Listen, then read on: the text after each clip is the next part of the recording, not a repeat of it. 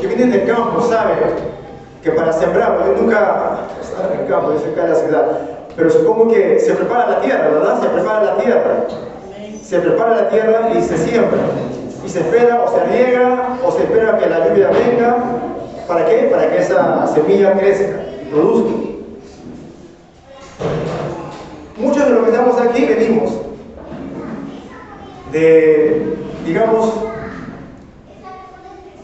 venimos de circunstancias que nos han gastado en esta semana. Vamos a decirlo así. ¿Han tenido alguna, situación que los ha gastado? ¿Cuántos en esta semana se han enojado por algo? ¿O con alguien? ¿Verdad? Entonces necesitamos ser regados con la palabra de Dios. Para que Dios, dice la palabra, para que Dios haga producir aquello que Dios quiere. Y Dios no quiere, ¿verdad?, que estemos amargados. ¿Sí? Él quiere que estemos llenos de gozo. ¿Ok? De paz. Así que si has perdido el gozo en esta semana y la paz en esta semana, la palabra de Dios es que la palabra va a restituir aquello que has perdido. Ahora, esa pérdida no es una pérdida permanente, sino es temporal. ¿Sí? Así que de eso se trata. La palabra que hemos escogido para este año es el año de la restitución. ¿Se acuerdan? Y hemos hablado sobre lo que es la palabra restituir. Es volver algo a quien lo tenía antes. Otra vez, la palabra restituir significa que se vuelve a tener algo que se solía o se tuvo antes. Así que esta semana, en estos días, algo has perdido, la promesa es que lo vas a volver a recibir. Eso se llama restablecer, restaurar. ¿Me está entendiendo? A restituir. Dios no te va a dejar así como así. Dios no lo va a dejar. Dice la palabra, Dios no lo deja. La buena obra que Dios comenzó en ti, la va a completar, la va a terminar. Para eso necesitamos entender el proceso de la restitución continua, constante, de la renovación continua y constante que Dios hace en nosotros. Porque no somos perfectos todavía, ¿verdad? No somos perfectos. Estamos en ese proceso de cambio, en ese proceso de restauración, de renovación. La palabra de Dios nos anima a que experimentemos continuamente ese proceso de ser restaurados, ser renovados. ¿Cuántos quieren ser renovados? Amén. ¿Quieren ser restaurados? ¿Quieren ser fortalecidos? Amén. Y esta noche vamos a hablar acerca de justamente tres cosas importantes. Para eso vamos nosotros al libro de Lucas, el capítulo 15. Vamos a comenzar con una historia que es muy conocida por todos.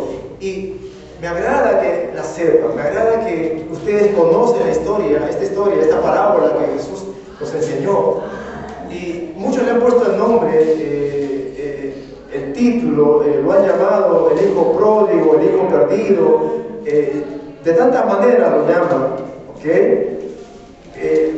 La parábola del hijo pródigo aquí. Quizás en tu vida tengas otra frase que puede ser hijo perdido, tantas cosas, pero lo cierto es que vamos a extraer en esta historia, en esta parábola, tres puntos importantes que tienen que ver con la restitución. El volver a tener lo que se ha perdido, lo que se solía tener pero lo hemos perdido antes, o restablecer o poner algo en el estado en que estaba. Y para eso vamos al capítulo 15, versículo 11, y leemos todos esta historia, que comienza diciendo, también dijo. ¿Quién está hablando aquí? Jesús. ¿Ok? Jesús. Y esta es la tercera historia que él cuenta. De la primera es la oveja perdida, la segunda es la moneda perdida, y supuestamente acá viene a ser el hijo perdido, el hijo que se va, el hijo pródigo. Pero vamos a leer. También dijo, un hombre tenía, ¿qué tenía? 2 hijos. Tenía 2 hijos. Tenía 2 hijos, ¿ok? ¿Ok? Tenía 2 hijos. ¿Qué pasó? Y el menor de ellos dijo a su padre: Padre, dame la parte de los bienes que me corresponden. Y les repartió los bienes. No muchos días después, juntándolo todo, el hijo menor se fue lejos, a una provincia apartada. Y allí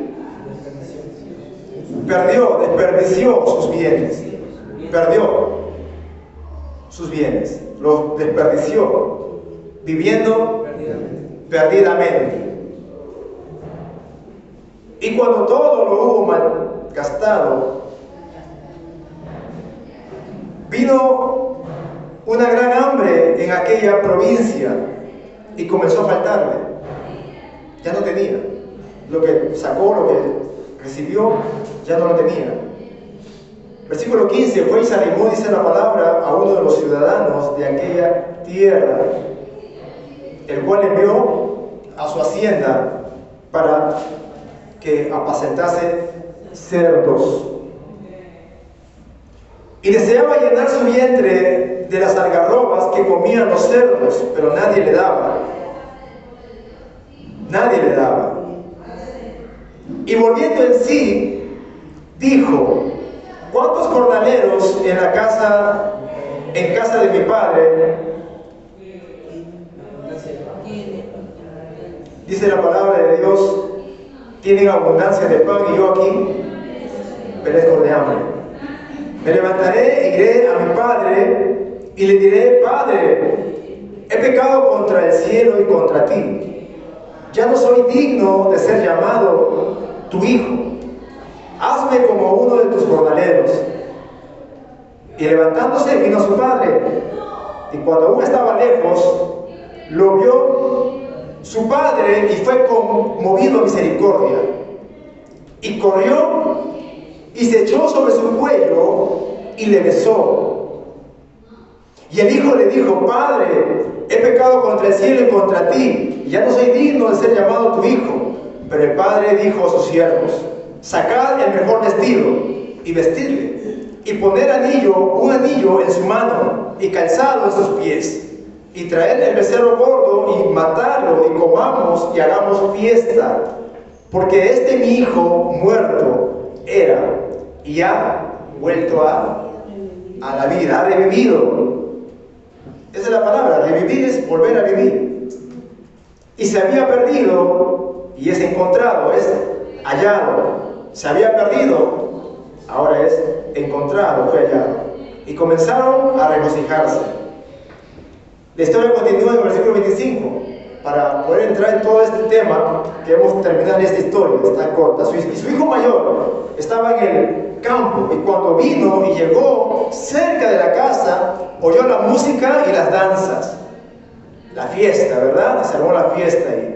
Y llamando a uno de los criados, le preguntó qué era aquello.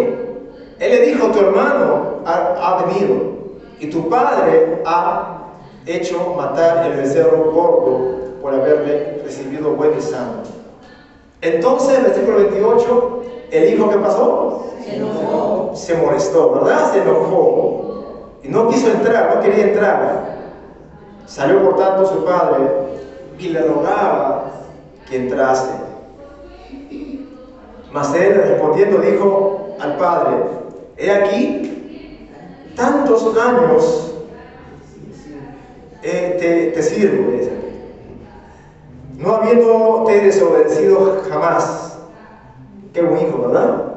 Era un buen hijo, ¿sí? No era malo, era un buen hijo. Está demostrando aquí que era la fidelidad, la lealtad hacia su padre: te he servido y obedeciéndote en todo, jamás te he desobedecido. Qué bueno. ¿Cuántos hijos aquí nunca han desobedecido jamás a su padre? Jamás. Aquí jamás te he desobedecido. Y entonces dice aquí la palabra: y nunca me has dado ni un cabrito para gozarme con mis amigos. Pero cuando vino miren cómo lo llama su hermano, ¿no? Cuando vino incluso de aquí, ¿no?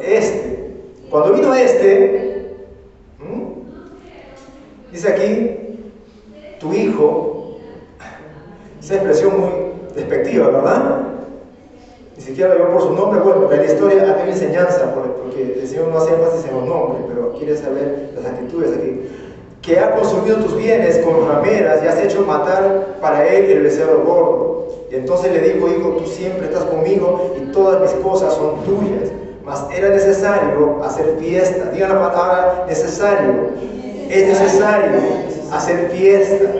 Era necesario hacer fiesta y regocijarnos. ¿Por qué dice la palabra? Porque tu hermano era muerto y ya revivido. Se había perdido y es hallado. Padre, en el nombre de Jesús, pido, Señor, sabiduría en esta noche. Pido que tú bendigas tu palabra y que, como dice tu escritura, no vuelva ya vacía, sino que haga lo que tú quieres y que sea prosperada, Señor, por el propósito tuyo en cada corazón de los que van a oír esta palabra. Gracias te doy, Padre, en el nombre de Jesús. Amén. 3 cosas que quiero mencionarles aquí. Rápidamente, yo creo que voy a llegar a la primera, pero es la restitución de la visión en la casa, en la paternidad, en la relación entre padre e hijo. Sé que esta parábola se aplica para la evangelización y la predicación y la salvación. Quiero enfocarla en la restitución de una visión. Y hemos hablado sobre la visión, sobre ese cuadro que se ve en el futuro. Y lo que Dios mira y Dios visora para una familia, para un hogar, es que sea una familia, un hogar constituido por un padre, una madre y los hijos. Amén. Jamás estuvo en la mente de Dios el padre, un padre solo con los hijos, o una madre sola sin un padre, o los hijos sin los padres. Jamás fue la visión de Dios. Usted me puede decir, pastor, pero eso no se vive actualmente. En la realidad hay familias, digamos, incompletas. O vemos a un padre con hijos, o una madre con hijos, o viceversa, hijos huérfanos, tantas cosas que vemos hoy en día. Pero esa no es la visión de Dios. ¿Me están entendiendo? A menos que sea una viuda, a menos que sea un viudo, es otra cosa. Pero hablamos de las familias formadas. En esa visión, hablamos nosotros de la relación que tiene que tener un padre con sus hijos. Y a la vez también los hijos, la relación que tienen que tener con los padres. Es tanto la importancia de este cuadro, de esta visión para una familia, para un hogar, que Dios está hablando en Malaquías, en el último capítulo. Y dice Dios que hará volver el corazón de los padres. ¿Hacia dónde? Hacia los hijos. Y el corazón de los hijos hacia los padres. Dios dice, yo voy a enviar eso, yo voy a producir eso, porque si no pasa eso, entonces Dios dice, yo voy a visitar la tierra con maldición.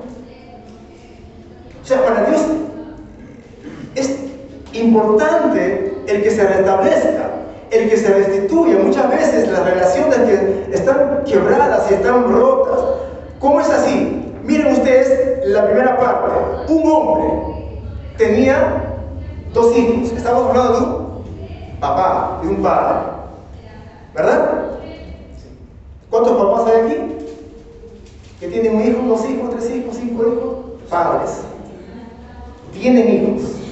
Este hombre tenía a un hijo, 2 hijos, y uno de ellos, el menor, le faltó el respeto a su padre.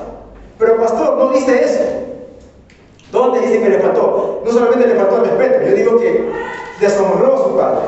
No solamente digo que lo deshonró, sino que también el hijo mostró una falta de valoración a su padre. Miren ustedes lo que este hijo hace. Este hijo le pide la herencia. ¿Están conmigo ahí? Le pide la herencia, dice, padre, dame lo que me pertenece, la herencia.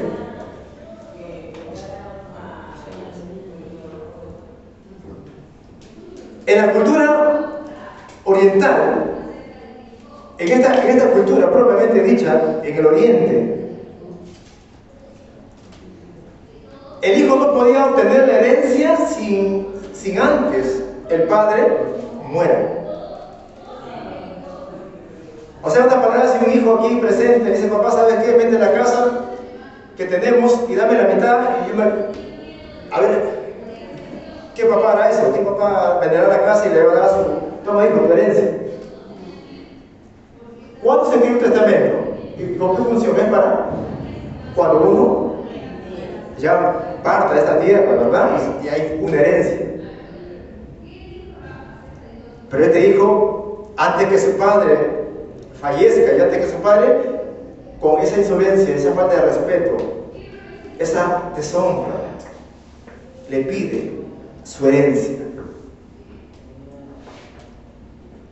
En esa petición fue una acción de deshonra al padre. Y entonces vemos nosotros cómo la primera parte, cómo es que el padre pierde respeto por un hijo. Y yo me pregunto, ¿cuántas familias, cuántos hogares se ha perdido el respeto por el padre? ¿Me está entendiendo usted?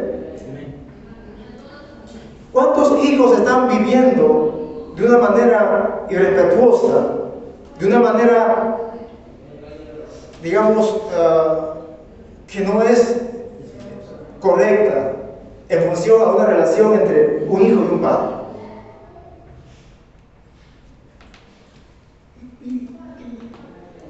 Esa pérdida de respeto por el padre, por la estimación y la valoración de un padre, hace que se quiebre, se rompa la armonía y la unidad en una familia.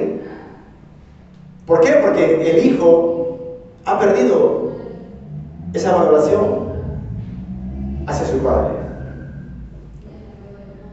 Y luego dice la palabra que ese hijo toma los bienes que, bueno, el padre produjo. A ver, una casa es construida por el hijo o por los padres. Por los padres. Los hijos vienen a habitar en función a algo que los padres han construido, ¿verdad? Entonces, si el hijo ya toma la herencia, lo que le corresponde, y malgasta, porque me imagino que este hijo es muy inteligente, dice la palabra que se llevó sus bienes, dice que se llevó su parte. Seguramente, si su padre dijo, ¿sabes qué hijo? Mira, acá tienes 30 vacas, 20 cabras, 20... Yo no creo que dijo si se llevó todo esto. ¿Qué hizo? Se supone que lo vendió. Y se llevó el dinero. Producto de el trabajo, el esfuerzo de un padre. En otra palabra, se llevó, las fuerzas que un padre, ¿no?, tuvo para producir todo eso. ¿Y qué hizo con eso? La palabra misma lo está diciendo. Versículo 13. No pasó muchos días, juntándolo todo, se fue de la casa. Se fue de la casa. ¿De la casa de quién? Del Padre. ¿Y qué hay en la casa del Padre? ¿Qué hay en la casa de papá y de mamá? Los hijos, cuando nacen en una casa, en un hogar. No creo que nadie haya crecido en una cueva aquí. ¿O haya crecido en una cueva? En una casa, en un cuarto por lo menos. ¿Pero qué encuentra el hijo en eso? ¿Qué encuentra? Provisión. ¿Qué más? Protección. Amor. Todas esas cosas, el hijo se echa para atrás y deja todo eso. En otras palabras, desestimó aquellas cosas propias de un cuidado paternal. Estamos hablando de una restitución en cuanto a la visión paternal, hablando de un padre y una madre, un padre en una casa, en una familia. Aleluya. Y las iglesias estamos las iglesias estamos trabajando con eso, estamos trabajando con familias, estamos trabajando para que haya una restitución en los hogares. ¿Me está entendiendo? Haya una restauración en las relaciones entre familias, entre padres e hijos, hijos y padres. ¿Me está entendiendo? La iglesia está llamada a llevar eso. La iglesia y el mensaje de Cristo está llamado para nosotros traer restauración en los hogares y en las familias. Porque esa es la misión de Dios. Por eso que nos gozamos cuando las familias están unidas, están completas. Y entonces, este hijo pierde todo, lo malgasta, luego tiene hambre, trabaja en una cuestión de cuidar a los cerdos y la palabra. Entonces, miren ustedes, algo que quiero mencionar aquí. ¿Cómo es que el hijo vuelve a reconstruir una vez más la relación con su padre? Esa relación que se ha roto, esa relación que se ha dañado. En el versículo 17, la palabra de Dios dice, volviendo en sí. Volviendo en sí no es otra cosa que reconocer su error, reconocer y asumir la responsabilidad a sus actos. El hijo comienza entonces a reconocer su error, y lo que va a hacer es que va a restituir él, porque yo dije el día 31 sobre estas dos cosas. A veces buscamos nosotros que Dios nos restituya las cosas que hemos perdido, pero también hablamos sobre Zaqueo, sobre las cosas que él tuvo que restituir. Dijo, si yo he dañado en algo, lo voy a dar. Amén, lo voy a dar. Si yo he robado, él dijo, si yo he engañado, yo he estafado, lo voy a devolver aún más. Eso es lo que está haciendo aquí el hijo. Ha dañado una relación, ha quebrado una confianza, ha roto el corazón de su padre. Y lo que busca el hijo es restituir. Va a el daño que causó. Dejar a un padre con ese dolor, con esa, digamos, en ese estado emocional, triste. Porque no sé si acá hay padres cuando sus hijos se han ido de mala manera, no de buena manera. Hay hijos que sí son bendecidos, papá, mamá, me voy a la casa, o no sé, pero salen con la bendición del padre. Pero hay muchos que salen de una manera mala, de una manera que se pelean. Los hijos se van y están lejos de casa y están con un corazón dañado, amargado, tanto lo uno tanto como el otro.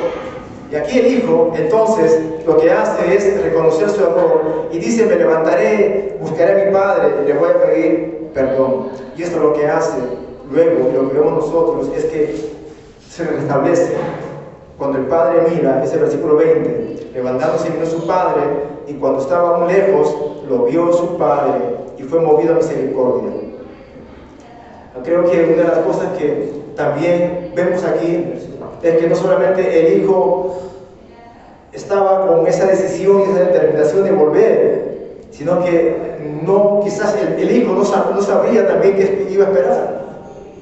Pero el padre, dice la palabra, estaba esperándolo con amor, con aceptación, con perdón, con misericordia. Esa es la otra parte. El padre no estaba amargado, el padre no estaba enojado, el padre no estaba, con esa frustración, sino que era un padre con un corazón lleno de amor y de perdón por su hijo. Yo creo que eso sana las relaciones. Tanto el hijo que reconoce su error para volver a casa, y el padre que espera con amor y paciencia, con un espíritu de restauración. Y vemos nosotros que esa relación es restablecida, es recompuesta, y la palabra es restituida. Entonces la visión la restitución de una visión, de la visión de la paternidad en la familia, en este caso paternal, se pudo dar.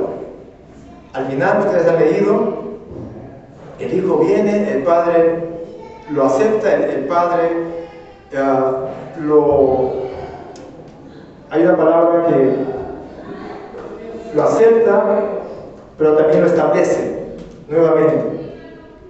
Y ustedes leen la historia, le da anillo, le da calzado, le da un manto y todo eso, le restituye una vez más a su posición, la cual él había perdido. Tanto el hijo había perdido por tomar una decisión equivocada. Aleluya.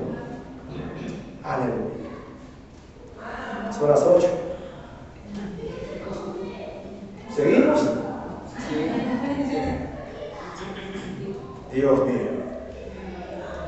Vamos a terminar, porque la segunda parte que voy a seguir en otro tiempo es no solamente que la restitución de la visión paternal, sino que también nos habla de una restitución de la mente perdida de un ser, de un hijo. ¿Ustedes saben qué condición tenía ese hijo?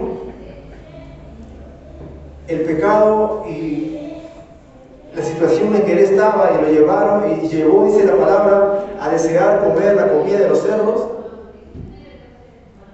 Cuando la palabra de Dios nos dice que él volvió en sí, esa palabra, esa expresión solamente se usa para una mente que ha estado perdida, una mente que ha estado enajenada, una mente que ha sido, digamos, afectada por situaciones, casi como perdido de mente, como un loco.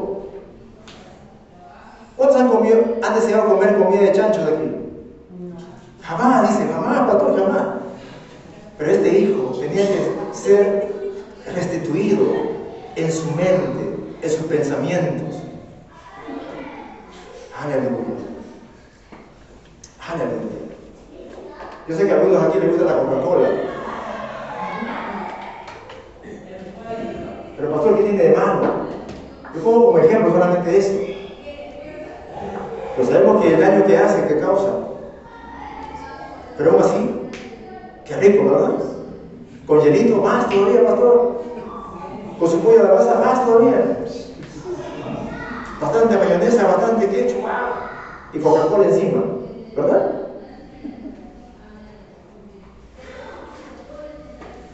¿Cómo se hace esa comida? Yo no sé. Voy a terminar.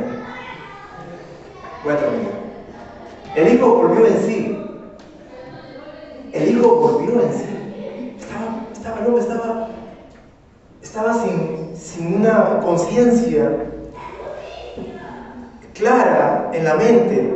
Estaba haciendo cosas de locos. Y no solamente en ese momento, vivió como un enajenado, vivió como un fuera de sí, descontrolado. Por eso que dice la palabra que vivió perdidamente. ¿Lo dice la palabra? Vivió perdidamente. ¿Y cuántos aquí, lo que hemos dado aquí, alguna vez hemos experimentado esa vida de perdición? Hoy soy el único nomás que estaba como un loco en el mundo. Estábamos, dice la palabra, sin Cristo en el mundo, sin Dios, alejados de la ciudadanía de Dios. Estábamos todos. Pero ¿cuántos hemos sido encontrados, hemos sido restituidos? Dios nos ha dado de su gracia, nos ha lavado, nos ha limpiado, nos ha restaurado. Dios se trata. Dios quiere restituir una vez más una mente. Pues es la palabra de Dios. Con eso terminamos. Entonces eso es lo perfecto. Vamos a 1 Timoteo. 1 Timoteo, capítulo 1. Vamos a ver rápidamente este verso y nos vamos.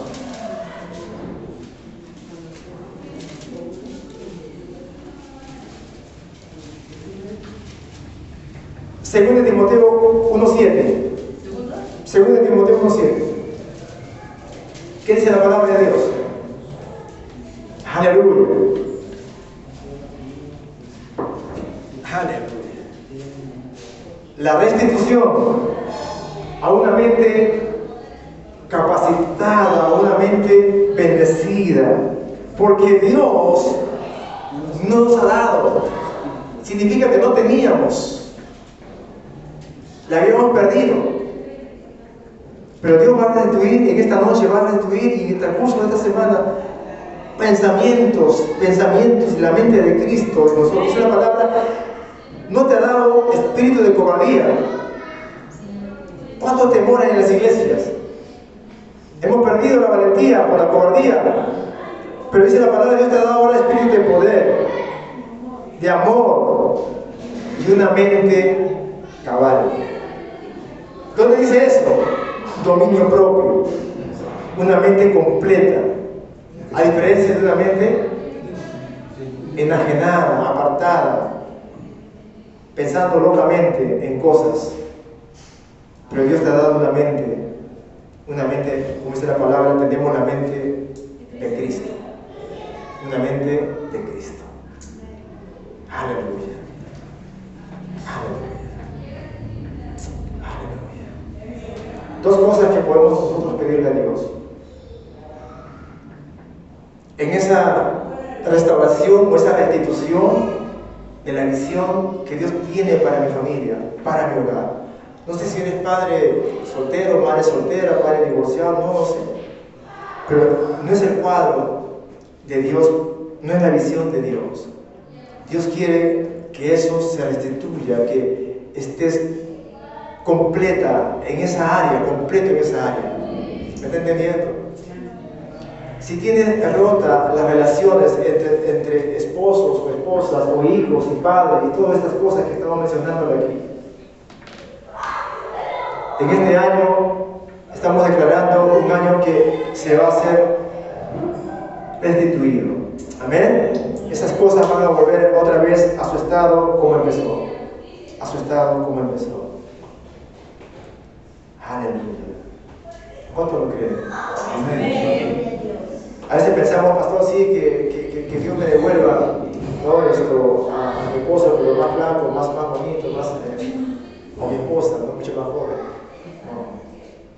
Pero que Dios traiga la visión que Él tiene, el pensamiento bueno que tiene para ti y tu hogar, para tus hijos también. ¿Me está entendiendo? Vamos a orar y orar con fe. Y lo segundo es que restituya esa área mental que ha sido afectada no solamente por el pecado, sino que también por la continua oposición de una mentalidad que nos bombardea cada día. Hablamos sobre eso en una ocasión. Nos están programando con cierta manera de pensamiento, de mentalidad materialista y todo eso. Aleluya. Dios quiere que tengamos una mente completa, una mente sana. Aleluya. Preparada, lista. Amén. Una mente preparada, lista, bien equipada. Hablo de los pensamientos de una mente completa en Cristo Jesús.